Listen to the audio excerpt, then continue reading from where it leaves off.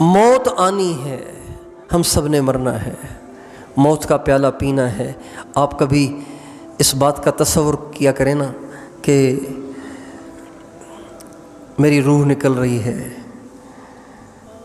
میرے کپڑے اتارے جا رہے ہیں اور مجھے غسل دیا جا رہا ہے، مجھے کفن پہنایا جا رہا ہے، مجھے قبر میں اتارا جا رہا ہے، جہنم کی کھڑکی کھل رہی ہے، جنت کی کھڑکی کھل رہی ہے، فرشتے حساب لینے کے لیے آ رہے ہیں۔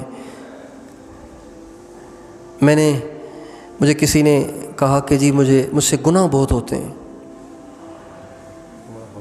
زنا کرنے کو بہت دل کرتا ہے اور بہت ساری برائیاں مجھ سے ہو جاتی ہیں، میں کیا کروں؟ جان نہیں چھوٹ رہی اس سے۔ بیان سنتے ہیں، تھوڑی دیر اس کا اثر ہوتا ہے، پھر طبیعت ویسی کی ویسی ہو جاتی ہے، پھر برائی کے بہانے ڈھونڈتا ہوں، تو کیا کروں میں نے ان کو یہ طریقہ بتایا۔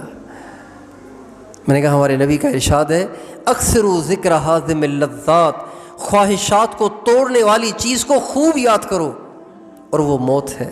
ہمارے نبی نے فرمایا وہ موت ہے۔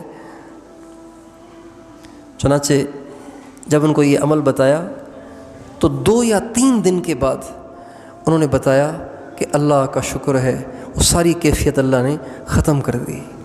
اب تو اتنا ڈر لگتا ہے، جو ہی موت کو سوچنے بیٹھتا ہوں اتنا ڈر لگتا ہے کہ جیسے اب مرا۔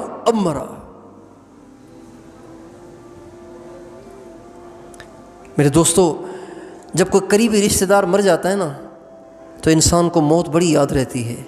جس دن کوئی قریبی رشتہ دار مرا ہو اور دل کو اس کا صدمہ ہوا ہو، اس دن کوئی ننگی فلم دیکھتا ہے؟ اس دن کوئی ڈرامہ دیکھتا ہے؟ اس دن کسی کا گناہ کرنے کو دل کرتا ہے؟ اس دن کسی غیر محرم کو ٹکی باندھ کے دیکھتا ہے؟ اس دن بدماشی عیاشی کرتا ہے؟ اس دن برائی کی طرف دھیان جاتا ہے؟ نہیں جاتا، اس لیے کہ ابھی حادثہ پیش آیا تھا دوسرے کی موت کا۔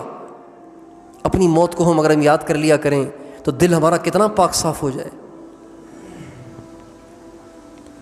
اس لیے موت وہ چیز نہیں ہے کہ جس کو بھلا دیا جائے، موت کو یاد رکھنا چاہیے، کبھی بھی موت کو نہیں بھولنا چاہیے۔ حضور نبی کریم صلی اللہ علیہ وسلم کی یہ کیفیت ہوا کرتی تھی، ہر وقت آپ پر موت کی کیفیت طاری رہتی تھی۔ آپ کے ایک بہت پیارے صحابی ہیں حضرت اسامہ ابن زید رضی اللہ تعالی عنہما، انہوں نے ایک چیز خریدی اور جس سے خریدی اس کو کہا 1 مہینے کے بعد پیسے لے لینا۔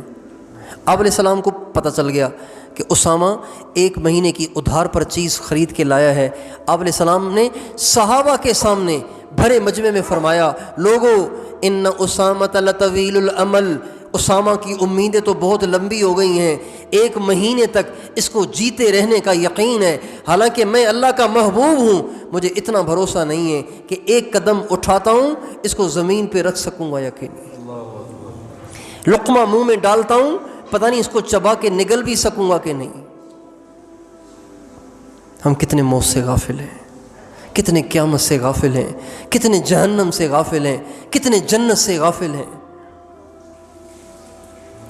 اس کا شوق تو ہے کہ میرا بنگلہ عالی شان ہو، جیسے ڈاکٹر صاحب والوں کو اللہ نے حجرہ دیا ہے نا، میرا بھی حجرہ ہونا چاہیے، 1 ایکڑ میں میرا بھی تو حجرہ ہونا چاہیے۔ بھائی 1 ایکڑ میں نہ صحیح تو آدھے ایکڑ میں تو کم از کم ہو، میرا بھی تو حجرہ ہو۔ اس کا شوق تو ہے کہ ہمارے پاس حجرے ہوں، ہمارے پاس بنگلے ہوں، ہمارے پاس گاڑیاں ہوں، ہمارے پاس کم از کم موٹر سائیکل تو ہو، میرے پاس بھی زمینیں ہوں، میرے پاس بھی بڑی ملازمت ہو، میری بھی بڑی ساری تنخواہ ہو۔ اس کا شوق تو ہے، اس کا شوق نہیں ہے کہ جنت میں مجھے حضور کا پڑوس مل جائے۔